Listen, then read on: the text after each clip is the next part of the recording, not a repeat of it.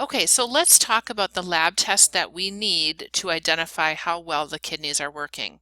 And let's pause for a second and identify why this is important. Remember, the job of the kidneys is to filter out waste products from the bloodstream.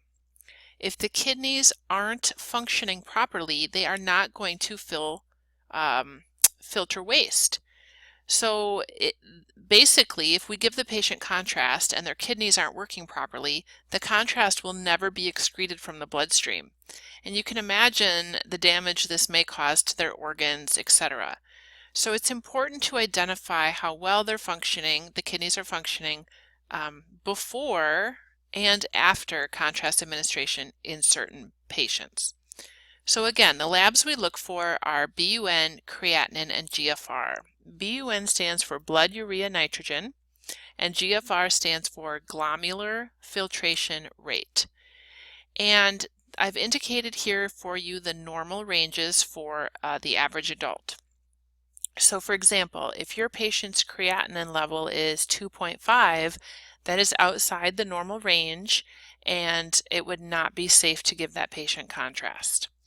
And so certainly when you begin working as a technologist, you'll be very familiar with these tests and these results. If you ever have a question about whether it's safe to give a patient contrast, you certainly always consult the radiologist first. So normal BUN is 8 to 25, creat is 0.6 to 1.5, and GFRs anything greater than 60 is considered normal. I promise you these lab values and their ranges will be on the test, and I promise you they'll be on the registry. So please, please, please make sure you include this information on your study guide, and it's just really important. Now, once the patient has had, so let's refer to our patient on metformin. They have the exam, they withhold metformin for 48 hours, they come back to lab and have these tests drawn. If their kidney function is in the normal range, they can certainly resume their metformin.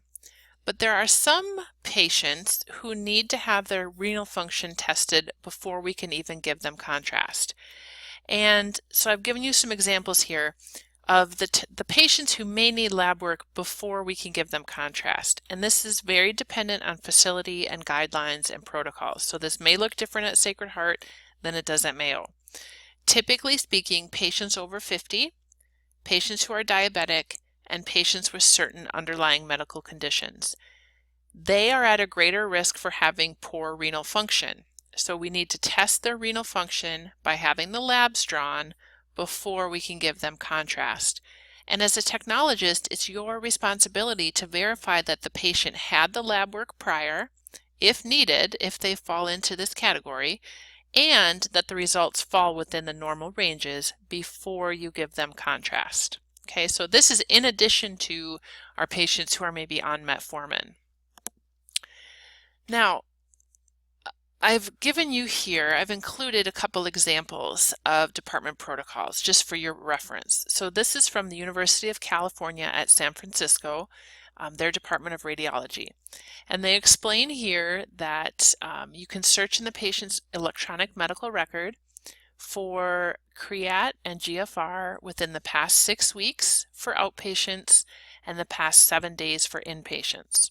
So if they're an inpatient and they haven't had a creat and GFR for 7 days, they need to be redrawn before the exam. So these are questions that they might ask the patient to see if they qualify for having blood drawn before the exam. What is your age? Are you diabetic? Do you have hypertension or high blood pressure? Any problems with your kidneys? And then look at the criteria at the bottom. If the patient is less than 60 years of age and answers no to questions 2 through 4, then you can administer contrast normally. If the patient is older than 60 and answers yes to any of these questions, you have to get lab work done to assess renal function before you can give them contrast. So let's look at the next slide. This is the guidelines for contrast administration in patients with a low GFR. So notice in San Francisco at this university, they will give contrast to anybody who has a GFR above 30. So GFR is determined, it's a formula, and they take like age, weight, creatinine, and it's a formula that results in GFR, so what their glomerular filtration rate is. So the reason they only look at GFR is because this formula considers creatinine and BUN probably as well. Okay, so at this university, anybody over 30 GFR is considered low risk, and they can be given contrast as normal. Anybody under 30 GFR is considered high risk. And again, you can read this, but that group of patients appears to be at the greatest risk for post-contrast kidney injury. So contrast should not be administered unless the patient is on dialysis, because then wastes are being filtered, or if the test is considered imperative. Okay. If the patient meets these criteria, they need to show proof. The physician needs to document the need for contrast and the benefit. So there's, this is pretty intense here. There's a lot to this. What I want to get to, though, if we can skip all that, and you can certainly read it on your own, if you look at the bottom, there are suggested protocols for patients who have low GFRs. So look at this. If they're an inpatient, you can give them normal saline 6 to 12 hours before contrast administration and 4 to 12 hours afterwards, and that will help their renal function. If they're an outpatient and they have a low GFR, you could give them 500 cc's of normal saline before and have them drink a cup of water. Oh, that black box. Just wait 1 second here. You can have them drink a cup of water for 8 hours afterwards, and again, that hydration helps improve their renal function, thus making it safe to administer contrast. So I know this is a lot of information, but you will work with this daily if you work in CT, MRI, nuke med, any modality that's giving contrast, you will deal with this every day. So the earlier we can start talking about it, the better. If you have any questions about it, please let me know. I know it's a lot of information, but you guys are smart. You can handle it. Okay, let's look at our next slide. What are some patient history questions specific to IVU exams? So first of all, think about our 3 W's. What, when, and why? Okay. Pain. So do they come in with pain? Well, be specific, you guys. We know that the kidneys are posterior structures, so we're going to describe it as flank pain. And we're going to ask, is it right or left? So if you're having some pain in your back, is it the right side or the left side? You're going to ask about hematuria. And remember, gross hematuria means the patient can see the blood in their urine. Microscopic hematuria means it's only caught in a lab sample. Have they had any surgeries?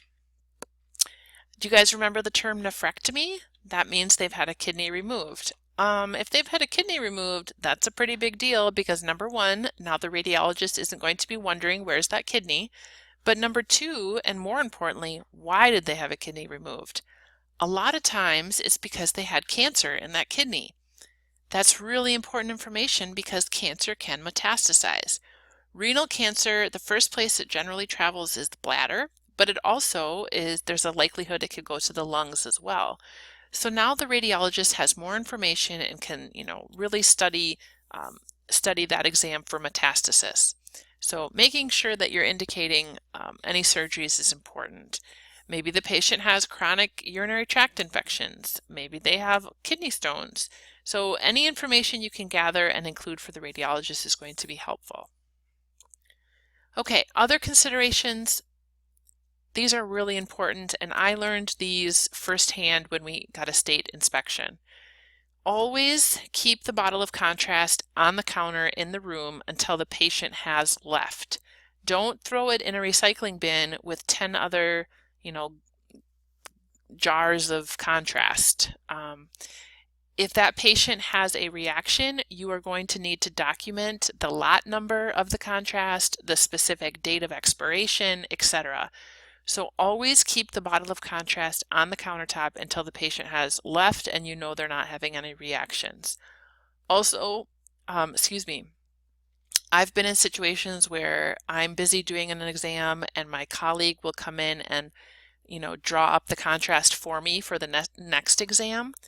Well, I'm sure my colleague, drawed up the correct contrast, but what if they made a mistake? Drew up the, sorry, drew up the right contrast. But what if they made a mistake? It's your butt on the line, so you need to double check that bottle before you inject your patient. Make sure it's the correct contrast for the correct exam.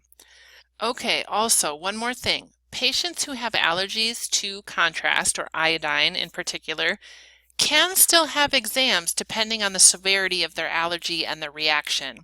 So if you have a patient that had a previous contrast reaction, and if it was mild, which we're going to talk about contrast reactions here coming up, some of those patients can be pre-medicated to help control the allergic reaction.